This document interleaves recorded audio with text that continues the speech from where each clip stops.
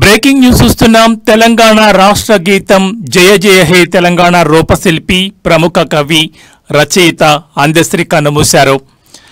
గత రాత్రి హైదరాబాద్లోని తన నివాసంలో ఆయన తీవ్ర అస్వస్థతకు గురయ్యారు. ఆయన వయసు 64 సంవత్సరాలు. దీంతో కుటుంబ సభ్యులు ఆయన్ని వెంటనే గాంధీ ఆసుపత్రికి తరలించారు. అక్కడ చికిత్స పొందుతూ ఆయన తుదిశ్వాస విడిచినట్లు కుటుంబ సభ్యులు తెలిపారు.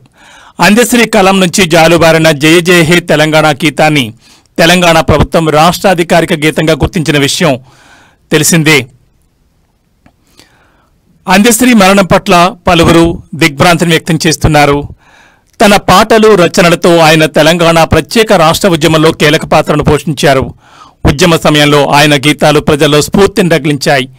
ఎటువంటి పాఠశాల విద్య అభ్యసించకుండా కేవలం తన ప్రతిభతోనే గొప్ప కవిగా అందశ్రీ పేరు తెచ్చుకున్నారు.